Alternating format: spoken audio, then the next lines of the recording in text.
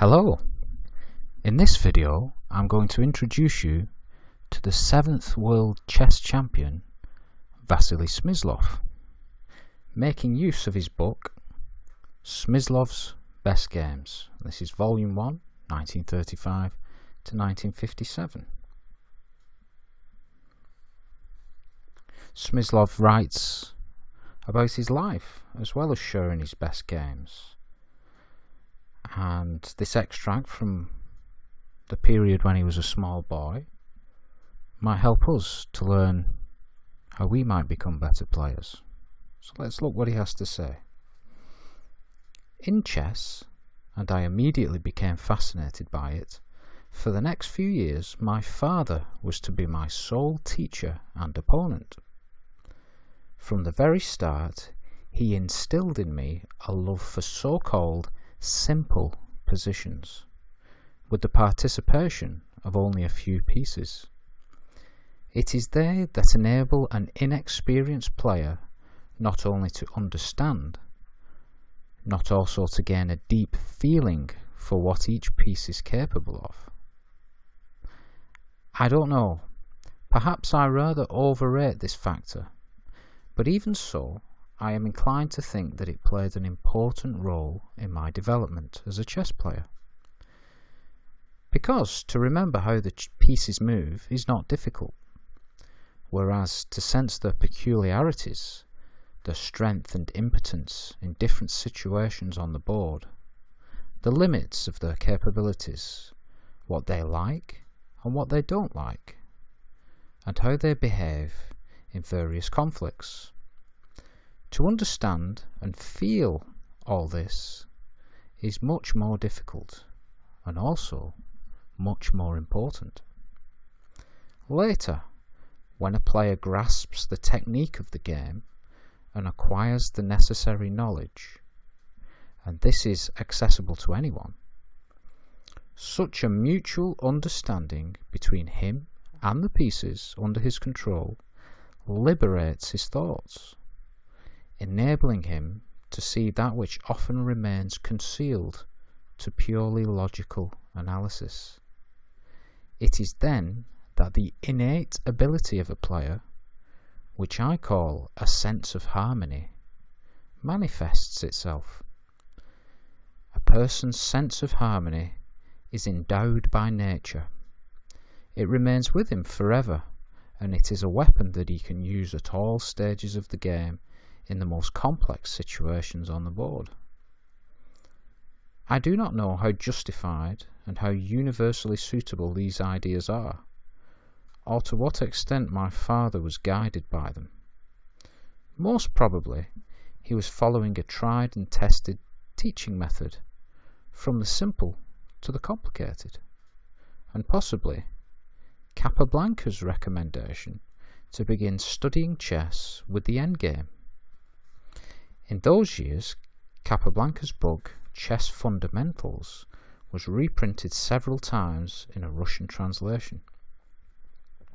For me, these ideas proved to be both justified and suitable. I am glad that I became a grandmaster during my father's lifetime.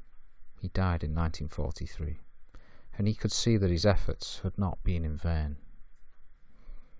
And this section's called The Search for a Style. My study of chess was accompanied by a strong attraction to music. It was probably thanks to this that from childhood I became accustomed to thinking of chess as an art, despite all the science and sport involved in it. And moreover, an art which in some ways is much closer to music than it is customary to think. Perhaps chess and music are drawn together by laws of harmony and beauty that are difficult to formulate and difficult to grasp, or perhaps by something else. This philosophical aspect of the game is something that attracts me even now. In my childhood, I studied chess a great deal. I could sit at the board for some 8 hours, and sometimes even more. How I managed to find the time for all this, I myself do not understand, since I was not especially well organised, but I managed. Perhaps in one's youth the days seem longer. Up to the age of 14, I studied chess only at home and did not think about taking part in any competitions. But I passionately read chess books. Their authors became my main teachers. Once I began playing on equal terms with my father. At first I used to be given a start, a queen, a rook, all the usual odds. The first book that I read was Dufresne's Self-Tutor, published with Lasker's lectures, Common Sense in Chess, as an appendix. From it I became acquainted with the romantic games of the old masters, and with the gambit style of play. These were the games of Morphy, Anderson, Steinitz, Chigorin, Zukertort, Blackburn, Gunsberg, and other great players from the past. The impression made by them was stunning. A wealth of combinative ideas, a contempt for danger, the brilliance of swift attacks, and all this on the basis of exact strategic thought, almost always accessible and understandable. Soon came the turn of other books, with games by other masters, full of deep and complex ideas. These were the games of Lasker, Capablanca, Alekhine, Tarrasch, Rubinstein, and Nimzowitsch. Among my favourite books, it will not be out of place to recall My Best Games by Alekhine, Chess Fundamentals by Capablanca, Die Moderne Schachpartie by Tarrasch, and Nimzowicz's My System. Of course, I have not listed all the books and magazines that I read then, in the early 1930s. There is no need to. My father's library contained everything, so to speak, of an everyday nature. I think there were at least 100 titles, and I made a thorough study of this library. Thus, I as though traced the evolution of chess thought and repeated its basic steps in my own development. I am convinced that any player with high ambitions should follow such a path. Despite the rapid development of theory, there is much that remains secret and unexplored in chess. In order to attempt to step even a little further, you must first of all understand what is the limit reached by your predecessors. In my view, the style of a player should not be formed under the influence of any single great master. A strong impression was made on me by Tarrasch's Die Moderne Schachpartie.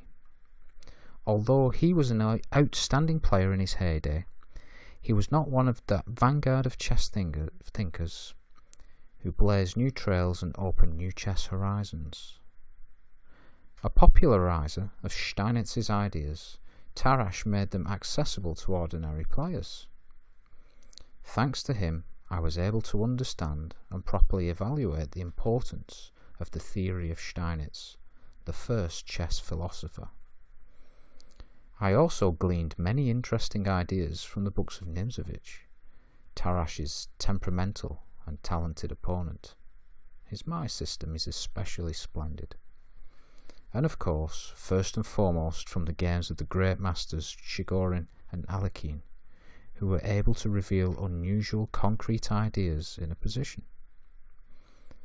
In general, that period, the early and mid-1930s, was an extremely interesting one in chess. Still in the memory were impressions of the historic Alekhine-Capablanca match of 1927, which excited the entire chess world, and I, who was then attempting to grasp the secrets of chess, pondered over their games, trying to penetrate into the deep ideas of these great masters.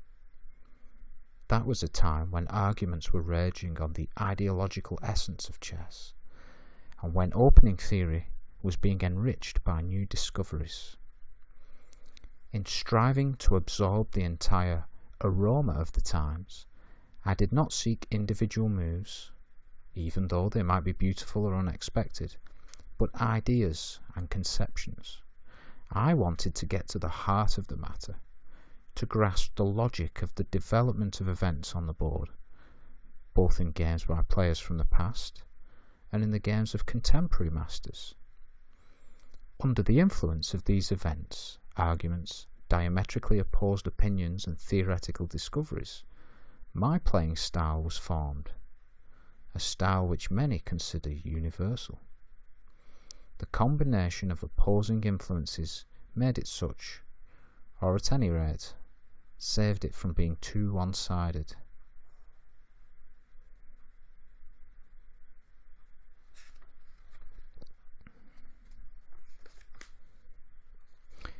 I am a staunch supporter of the classical manner of play, and I think that for a deep understanding of chess, a knowledge of the chess classics is essential.